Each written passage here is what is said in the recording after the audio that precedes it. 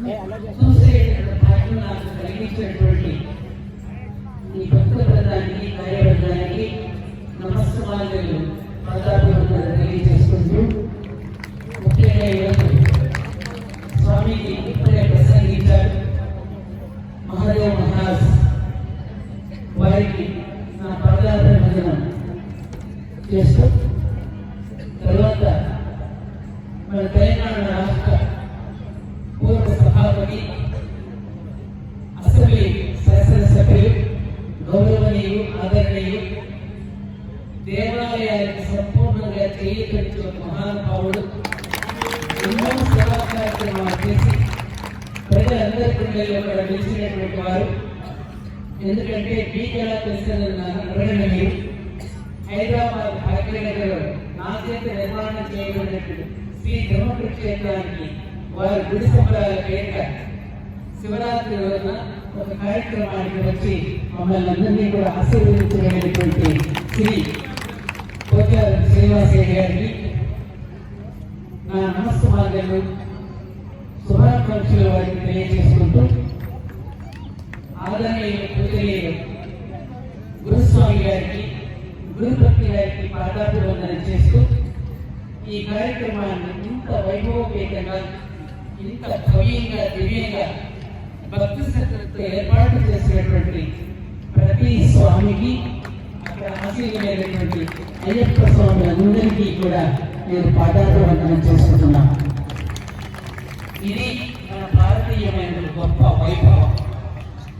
అయ్యప్ప స్వాములు అంటే ఈ భారతదేశానికి కావలసినటువంటి సమర్థమైనటువంటి యువతను నిర్మాణం చేయడానికి భగవంతుడి చేత ఏర్పాటు చేయబడిన ఒక భక్తి ఉద్యమం. ఇది గుర్తుపెట్టుకోండి స్వామి.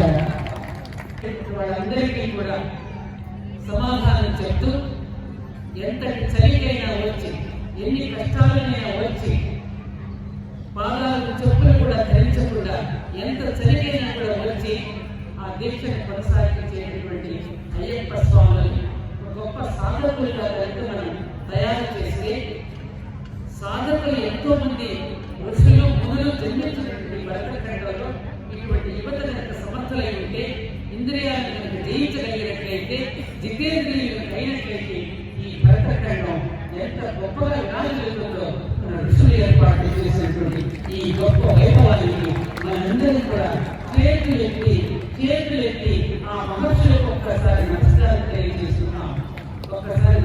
తెలియజేస్తున్నాం. అయ్యా అప్ప చూడండి, అక్కడ ఇద్దరు తండ్రులకు పుట్టినటువంటి వాడు శాస్త్ర అయ్యప్ప స్వామి ఆర్యన్. గమ్మత్తు కదా, ఇద్దరు తండ్రులకు పుట్టడం ఏంటి? ఇది గమ్మత్తుగా ఉందని నేటి ఆధునిక యువకులు ప్రశ్నించవచ్చు, ఆధునిక యువకులు కూడా మనల్ని ప్రశ్నించవచ్చు. మన శాస్త్రాలలో, మన పురాణాలలో ప్రతి పురాణ గాథ వెనుక ఒక గొప్ప ఆంతర్యం ఉంటుంది.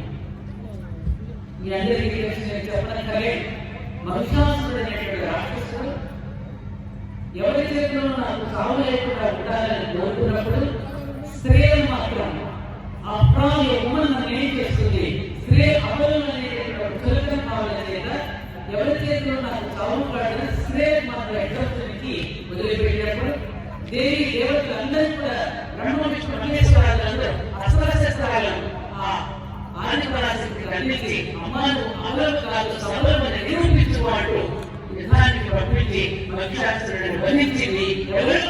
ఆదిపరాశక్తి దుర్గామాత, ఆ జగన్మాత. వాళ్ళందరికీ కూడా ప్రతీకలు గీతాలు మీ అందరికీ సరస్సు నమస్కారం చేస్తున్నారు. ఎవరు కూడా మాట్లాడినప్పుడు దేవాలయాలు అభివృద్ధి చెందుతున్న వల్ల, సనాతన ధర్మం ఇక్కడ నిలబడుతున్న వల్ల, ఇంకా పురుషులు 4 వేలు తినగలుగుతారన్నా, బిడ్డలు ఆత్మీయంగా ఉంటారన్నా, భర్తలు క్షేమంగా ఉంటారన్నా, దానికి కారణం నా భారతీయ మహిళ. కాబట్టి మీకు చేతులు నమస్కరిస్తున్నారని అంటున్నాను. అందుకనే స్త్రీలు వేదాలు చదవకపోయినా పర్వాలేదని చెప్పారు, కానీ వేదాలు చదవకూడదని చెప్పలేదు. వేదం ఏదైతే బోధించిందో, ఏదైతే చెప్పిందో, ఆ స్థితిలోనే వేదనలను కూడా గ్రహించి అమ్మా నాన్నలు ముక్కు మొక్కలు ఎరగని వాడికి కూడా కట్టబెడితే వాడిని కూడా భరించి దుర్మార్గులతో కూడా కాపడం చేసే స్త్రీ ఈ భూమి మీద ఉన్నారు కాబట్టి ఇంకా ఈ ప్రపంచం మనగలుగుతోంది. అందుకు కారణం నా సోదరీమణులు వాళ్ళందరినీ మరొకసారి నమస్కారం తెలియజేస్తున్నా. ప్రతి పురుషుడు కూడా స్త్రీని గౌరవించాలి, స్త్రీ కూడా గౌరవింపబడాలి, స్త్రీ కూడా గౌరవింపబడాలి. మొదలస్తూ సీరియల్స్ కూర్చోకుండా, కుటుంబాలను రచ్చకెట్టే సీరియల్స్ కూర్చోకుండా, సరిగ్గా పెట్టుకోకుండా, ఇంట్లో వంటలు మానేసి ఆటలు లేకుండా, పిల్లలకి కనీసం సరిపడాలి కూడా నేర్పించకుండా, జబర్దస్త్ లాంటి ప్రోగ్రాములు సరిపడి, బిగ్ బాస్ లాంటి ప్రోగ్రాములు చూసుకుంటూ బిడ్డల్ని పట్టించుకోవడం కూడా అధర్మమే.